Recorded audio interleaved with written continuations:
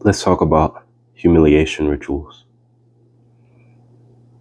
Now, I don't think that you can separate a humiliation ritual from what it is, and that is witchcraft. And if you'll bear with me for a second, I know when people say witchcraft, it may conjure images of some voodoo doctor in certain parts of New Orleans, or some of the black magic that's been done in places like Haiti. Even where my family's from, Jamaica, for years, there have been people who's been associated with witchcraft and hobia.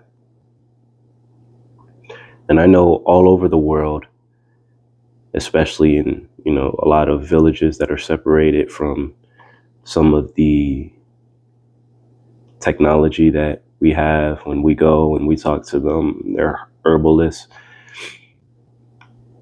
A lot of the things that they do will be considered enlightened witchcraft or something of that sort. And that's not necessarily where I'm going with this. The witchcraft that I'm talking about is a type of witchcraft that it's not someone in some cloak somewhere reading from some book. That's not it. You got to understand first who you are. And then from that understanding, you can begin to understand how we all cast spells. Understand that you are a reflection of the divine. And as such, you have full creative authority. Now, that does not mean that you are elevated above somebody else. I see a lot of videos talking about people being chosen, and when you know that you're chosen and this and that. Listen, everyone is chosen because everyone will be redeemed. Not one bone will be spared. This field that we live in is not going to divide itself because it cannot be divided. It doesn't matter what you've seen within this world, everyone will be redeemed. So with that, that's not a license for you to go out and do all of the most heinous things that you've thought about. It's not a license for you to hold grudges and do evil things to other people. That's not it at all. But is that happening? Yeah, of course it is. So understanding that we're all reflections of the divine and we have all creative power given to us, it can be easy to understand that your thoughts are creative in nature. The things that you think don't just stay in your head. And don't just take my word for this. Please go out and do your own research. The thought waves that leave your head, they go out into this universe and they do something. Thoughts are things. Now, with that foundation, understanding that we're all reflections of the divine, we're all creative in nature.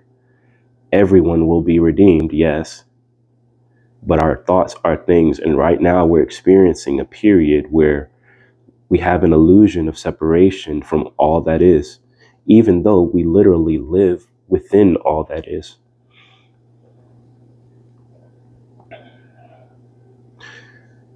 So what is witchcraft in this context? Witchcraft is any attempt to intimidate, manipulate, or dominate. If your actions or your words, gestures, whatever symbology you may use, whatever tool you may use to conjure a thought form in someone else's head,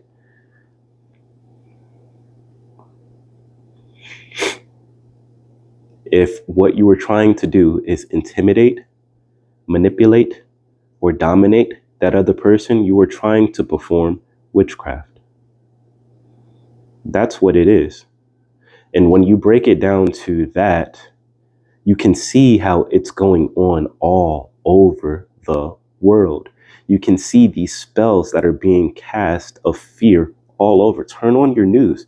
That's witchcraft. Listen to some of the political rhetoric that's used today. That's witchcraft. Have you ever had groups of people at work that have turned against you simply because you exude a certain form of confidence that they don't necessarily see in themselves? So they want to take it from you, or they want to poke you to see whether or not it's real. That's witchcraft. So let's get back to humiliation rituals, because I've experienced a bunch of them. And most of the times that I've experienced them, though, I've experienced them with family. It's not so much been family where I've experienced these humiliation rituals. It's been in the workplace. They're really common in the workplace. And in this country where the divide between the rich and the poor is ever growing, and the spells being cast keep those that consider themselves poor in a state of being poor, in a state of hopelessness, it's easy to see how these entities, because that's what they are, these entities that we work for, that provide us a living, that provide us health care, that give us a steady paycheck, that offer us the opportunity to earn commission, that offer us promotions, offer us a social circle. But these entities need something from us. And that's just one side of it. Then you have people within these entities who occupy all types of states. Now, if you're someone like me who has openly expressed to people in the past that you are someone who loves everyone, immediately people start to poke at it, because they all have ideas of what love is in their head. And a lot of times it's some type of conditional love that isn't the real love of the divine that's all around us, that permeates all of us. It's not that.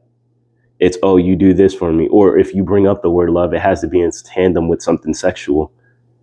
So now I'm going to interpret everything you do as sexual, and I'm going to brand you as a predator. Or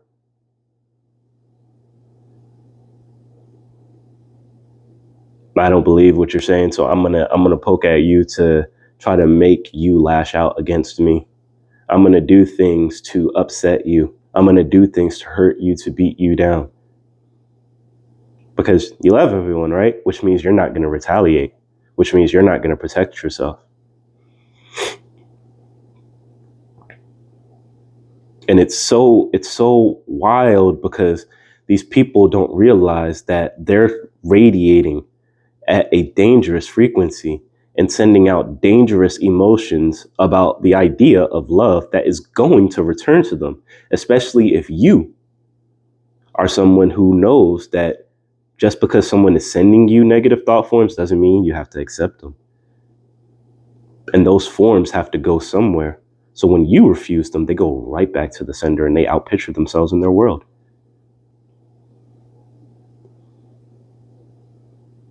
The best thing that you can do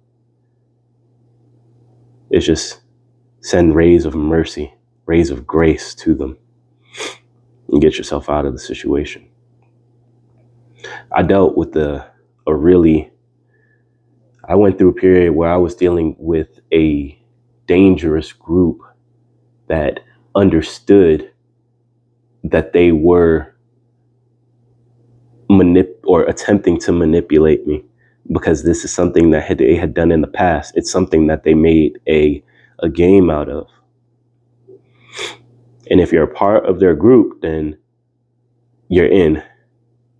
And once you're in, and you're in there for however long, as long as you continue to abide by whatever their rules were, as long as you maintain a level of subordinates, as long as you're not too much of an individual, and you don't have a certain level of ambition, and you're not going to call out the things that are blatantly done in an indirect form to cause people to feel bad about themselves.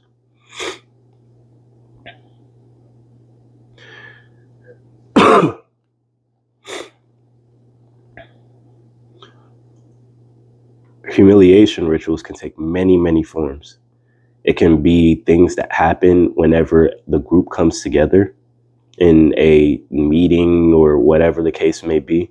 Maybe they call you out or have some not so nice images of you that they'll plaster, or do have inside jokes where they know that you're the butt of them and they know that you know that, and they understand that it hurts you. Humiliation rituals can be menial tasks that are given to you that wouldn't be given to you if you weren't you. Things that are designed to force you into a state of compliance beyond that of simply doing your job, more to relegate you to a frame of mind where you believe that you are less than them, basically trying to subjugate you in any way, shape, or form. And if you've dealt with humiliation rituals, please talk about it in the comments, because I think that these things are going on all over the place. And I believe, because we think of witchcraft as this completely out there thing that's not happening regularly everywhere, it's easier for it to continue. And that's not cool. We need people who understand the spiritual side of things and are willing to call out things in some of the most intense group settings. We need people who are willing to allow their job to be put on the line because they're going to stand up for what's right. And understand this, I'm a pretty quiet person. So for me, I was observing and watching what was happening, and I was letting the things that they were sending to me bounce off of me. What frustrated me is when I saw them doing things to other people, and when other people who I see and I understand, they don't know the spiritual element of what's going on. So for them, they're just viewing these people as evil. They're viewing these people as crazy. They're viewing this environment as wild. And in the last workplace where I was at, where I experienced a lot of witchcraft and humiliation rituals, and in the end, when I told the truth about what was going on, they found a way to get rid of me as quickly as possible. So I know what people who operate on this frequency are capable of.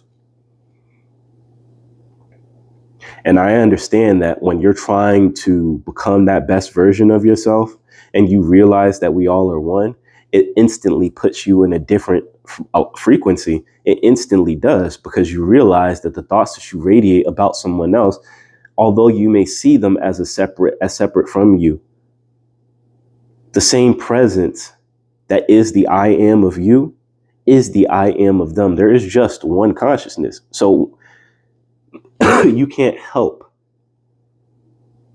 but to love. And sometimes if someone's operating on a very different frequency, or if someone is just in a state where they're not there yet, it makes you a target.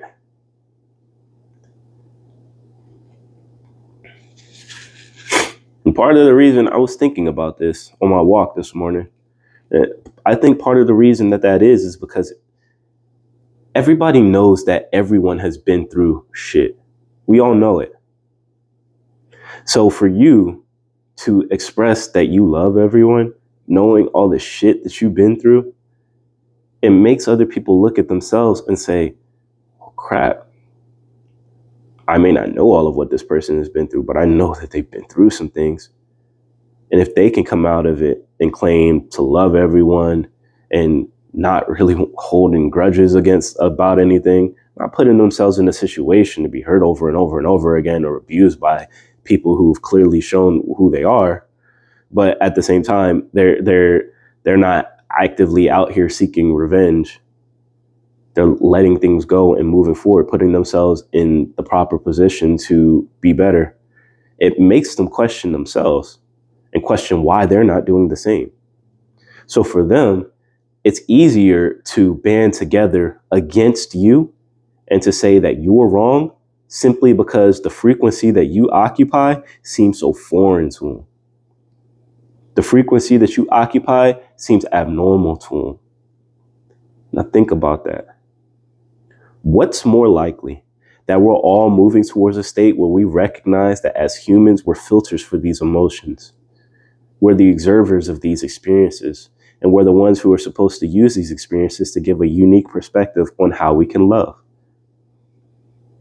And me sharing my story will make it so that somebody else who hasn't necessarily been through the same things that I've been through, you understand that as a human, some of the tools that I'm using to overcome this, some of the ways that I'm thinking to bring about a state in myself, you can use the same thing to bring about a state in yourself, understanding that it's the state that you occupy that will create the fruit around you. And the fruit being people, places, and situations in your life that align with that frequency that you're radiating at. Humiliation rituals, they can be devastating, especially if you're new to this idea of trying to love everyone. I remember for me, because I was just coming to the point where I was beginning to understand that, yes, even though these entities can become conscious, and even though these entities can try to control us at different levels in our life, it doesn't change the fact that these entities can be useful if the souls that occupy the entities are aware of the spiritual element and are willing to do the things and use their power to change things that damage souls. But that's not actually how things go. And if you're someone who's on the lowest end of a totem pole within a certain entity and you see something, you see a policy that appears as if it's designed to cause harm to souls, and you call it out, oh, that's a no-go. That's going to get eyes on you. That's going to get people turning against you. That's going to get your social group looking at you like, what, you think you're better than us? And that's not even it. That's not even how you feel. It's like, if people refuse to let their light shine and yours is just on by default, people will look at you as if you're wrong, as if you're somehow demonic, as if you're somehow evil. And for me, it was devastating, man. It was so devastating. I started going back into the shell that I had just started crawling out of and thinking, why the hell should I even continue this? Why should I try to love people? Why? What is the point?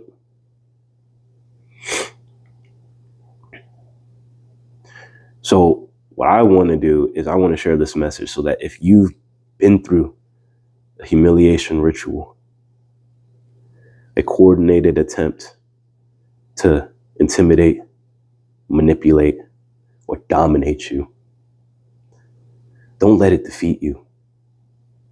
Don't let it defeat you. Remember who you are, and remember that all power is given to you in heaven and on earth. In heaven and on earth. And if you can create your heaven up here, and if you can walk around and not see things as though they are, don't see them as they are. See them how it is according to your vision. And when things start to align up, when a situation presents itself to you that seems like a door towards that reality that you've been thinking, living in, that's contrary to what you see around you, you take it. I'm going to tell you this. This is what I learned after passing my humiliation ritual. When they let me go, that was me passing my humiliation ritual. They didn't push me out of love. They didn't push me to hate myself any more than I already had ill feelings for myself that I was working through. They didn't make me see them any less as reflections of God, regardless of the dirty things that they were trying to do. And even now, There's no ill will towards them. They know what they did, and they know. It's just another thing now that they've got to work through. But I'm free to move on. I'm free to be me. I'm free to go somewhere else and continue to shine my light. Just like you will be. The humiliation ritual will unlock in you new gifts. It'll help you see you. And it'll help you see how powerful you are. And how even when some of the most powerful people, or people who think that they're powerful within an entity, the favorites who are propped up, who are given high levels of positions, right? When those people come after you and they can't touch you, that's when you'll begin to see that presence that is within you is greater than any thought form, any entity outside of you. There is nothing outside of you that can overcome the God you are within. No matter how dangerous or how painful, how humiliating the ritual is that you had to go through or you are currently going through. I'm here with you. I'm here with you right now. As you're watching this video, I want you to feel the love that I have for you coming to you through this screen, enveloping you, giving you the strength that you need to continue to move forward. You can operate from a position of love, and they are not going to take it away from you. They cannot take it away from you. Any attempts that they make to take it away from you leads to their own demise. And we know that everyone will be redeemed. So we're not calling for anything bad to happen to them. But we understand that these universal laws are forever in effect. And we understand that no weapon formed against you can prosper. So those thoughts that they're hurling at you, anything that's formed to cause you harm, it can't penetrate your aura.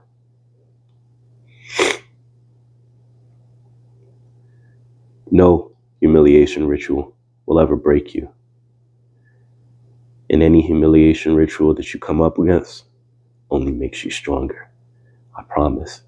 I love you. I want to see the fullest expression of you. This is a spark.